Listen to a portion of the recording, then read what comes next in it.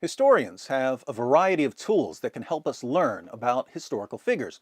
Since Paul and Muhammad both made claims about Jesus, the tools of the historian can help us decide whom to trust.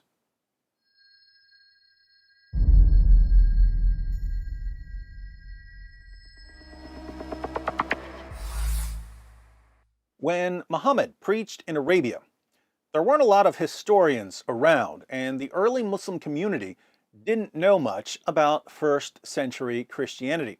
So, in this atmosphere of ignorance, Muhammad could say whatever he wanted to say about Jesus, and his followers wouldn't know that he was wrong.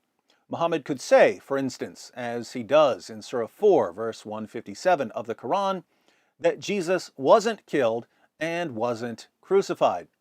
Muhammad could say that Jesus claimed to be nothing but a prophet and that Jesus' disciples were Muslims. 7th century Arab Muslims wouldn't know any better, and even if they had, it wasn't exactly safe to question Muhammad's teachings. But we're not in that position. We have tons of ancient sources, we have a never-ending supply of historical Jesus scholars, and we have the freedom to go where the evidence points.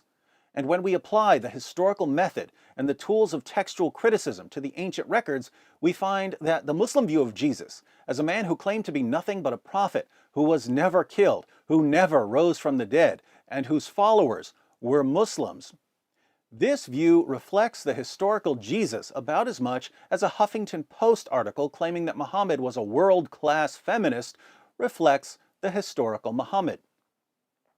But Paul's claims about Jesus line up perfectly with everything we can learn about Jesus historically.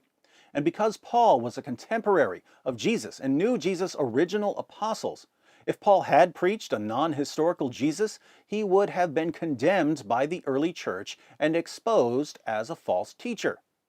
The reason he wasn't condemned and exposed was that the Jesus preached by Paul was the same Jesus who walked along the shores of the Sea of Galilee, who performed miracles, who made claims that no mere prophet should ever make, who died on the cross for sins, and who rose from the dead.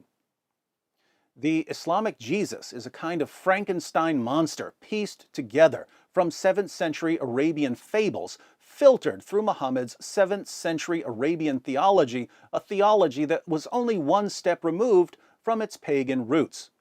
If you've ever wondered why there are Christian historical Jesus scholars, Jewish historical Jesus scholars, atheist historical Jesus scholars, and agnostic historical Jesus scholars, but no Muslim historical Jesus scholars, it's because Muslims are bound by the methods and ideas of Muhammad, the world's greatest authority on how not to do history.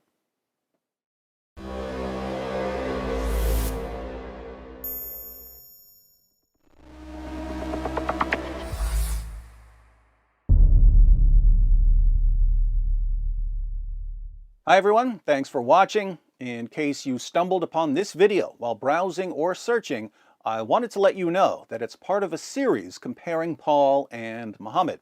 So if you'd like to see the full series, be sure to click on the playlist. If you're already in the playlist, you're about to see how Muhammad's teachings were heavily influenced by paganism.